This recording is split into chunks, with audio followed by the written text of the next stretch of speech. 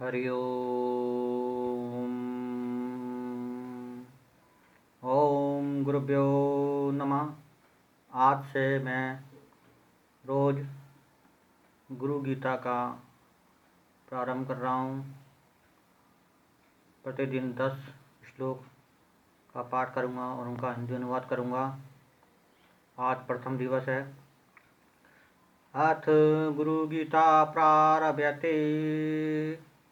गूढ़विद्यां जगन्माया देहे च अज्ञान संभवा उदयं शव प्रकाशेन गुरुशब्देन कथ्यते। सर्वपापविशुद्धात्मा श्रीगुरोपाद सेवनात् देहि ब्रह्मपदे तस्मात् तत्कृपार्थं वदामि ते। चाहे कितनी भी गुड़ विद्याएं हों, चाहे कितनी भी कठिन साधनाएं हों और शिष्य चाहे कितना भी अज्ञानी क्यों न हो, परंतु यदि वह पूर्ण श्रद्धा के साथ गुरु शब्द का उच्चारण करता है तो मन में स्वतः आत्म ज्योति प्रकाशित हो जाती है, जिस ज्योति के माध्यम से समस्त गूढ़ विद्याएं या साधनाएं स्वतः ही सिद्ध हो जाती हैं और वे गूढ़ विद्याएं गुरु के माध्यम से ही उद्भासित होती आई हैं। इसलिए जीवन में गुरु की पादेयता सिद्ध है। जीवन के समस्त प्रकार के पाप, चाहे वर्तमान जीवन के हों चाहे पूर्व जीवन के हों, केवल गुरु के चरणों का ध्यान करने मात्र से ही समस्त पाप समाप्त हो जाते हैं। शिष्य की आत्मा पूर्ण रूप से ब्रह्म में हो जाती है। गुरु कृपा प्राप्त होते ही वह स्वयं ब्रह्म स्वरूप बन जाता है और उसका जीवन सार्थक एवं धन्य हो जाता है।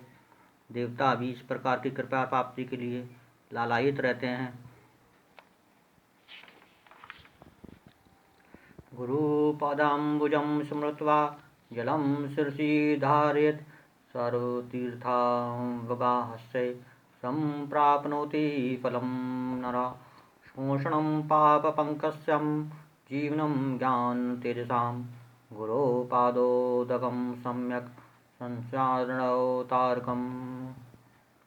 जो शिष्य पूर्ण श्रद्धा के साथ गुरु चरणों के जल को अपने सिर पर छिड़कता है या चरणामृत के रूप में पान करता है, उसे संसार के समस्त तीर्थों में स्नान करने का पुण्य प्राप्त होता है और वह वर्तमान जीवन में ही धर्म अर्थ काम मोक्ष को प्राप्त करता हुआ पूर्ण सफल मानव जीवन यापन करने में सक्षम हो जाता है। गुरु चरणों में ही समस्त तीर्थ निहित है। इस रहस्य को समझकर साधक गण तीर्थों में भटकना छोड़ देते हैं।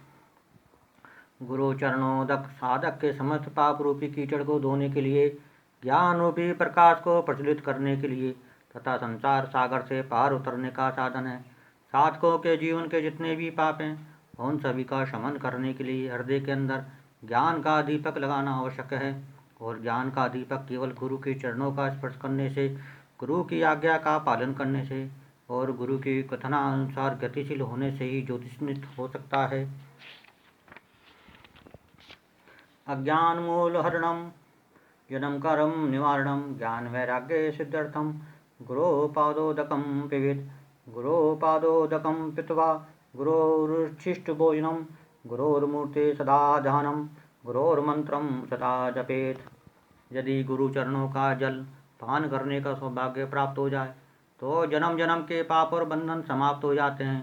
समस्त प्रकार का ज्ञान दूर हो जाता है और हृदय में स्वतः ही ज्ञान और वैराग्य की सिद्धि प्राप्त हो जाती है। उसके लिए अन्य किसी प्रकार के विधि विधान, साधना और सिद्धि प्राप्त करने की आवश्यकता नहीं होती, क्योंकि शिष्य के लिए गुरु चरणामृत पावनतम अमृत बूंद है, जिसे पीकर वह उसके सभी प्रकार के पाप और ताप संताप विलीन हो जाते हैं। शिष्य का कर्तव्य यही है, उसके जीवन का पहला और अंतिम उद्देश्य यही है कि वे अपने संपूर्ण जीवन में गुरु के चरणामृत का पान करे। गुरु के भोजन के उपरांत उनके उच्छिष्ट भोजन को प्रसाद रूप में स्वीकार करे, निरंतर गुरु मूर्ति का ध्यान करता रहे और हर क्षण गुरु मंत्र जप करता रहे। ऐसा शिष्य स्वयं देवता स्वरूप बन जाता है, जिसके इस भाग्य से देवता भी ईर्ष्या करने लगते हैं, क्योंकि पूर्णता तो शिष्यता उदाहरण से ही संभव है। काशी क्षेत्रम संतन्निवासो जहांवी चरणोदकम गुरु विश्वेश्वरा साक्षात् तारकं ब्रह्मशितं गुरोपादोदकं युक्त्वा स्वसौक्षैवटा तीर्थराज प्रागश्च गुरोर्मूर्तिं नमो नमः। काशी में निवास करने से और भगवान शिव की पूजा करने से जो फल प्राप्त होता है, गंगा में स्नान करने से और गंगा का जल पीने से जो सिद्धि और सफलता प्राप्त होती है, ब्रह्मा विष्णु और महेश की सेवा और साधना करने से जो फल प्राप्त होता है, वह सब कुछ केवल गुरु के चरणों तक का पान करने मात्र से ही प्राप्त हो जाता है। गुरु चरणामृत साधक के समर्थ जन्म जन्मांतरी दोषों का शमन कर उसे ब्रह्म में बना देता है। गुरु के चरणों का जल निरंतर अक्षय कल्पवृक्ष के समान फलदायक है। उस जल का यदि पान किया जाए तो उतना ही पुण्य प्राप्त होता है जितना कि तीर्थराज प्रयाग में स्नान करने से उसके जल का पान करने से होता है। इसलिए संसार में श्रेष्ठतम विभूति को गुरु कहा गया है और ऐसी ही गुरु मूर्ति को प्रणाम करने से जीवन में संपूर्णता प्राप्त होती है। गुरु चरणों को स्पर्श करना विनम्रता का सूचक है, क्योंकि विनम्र हृदय में ही ज्ञान का संचार होता है।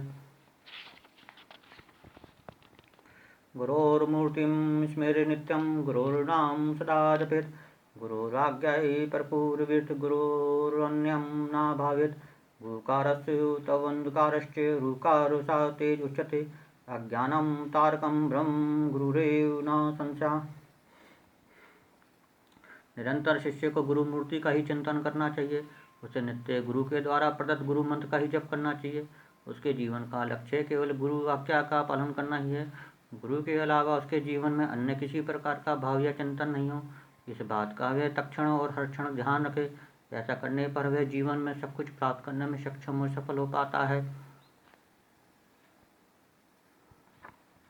इन भावों का उदय शिष्य के सौभाग्य का प्रारंभ है। गुरु शब्द दो अक्षरों से मिलकर बना है।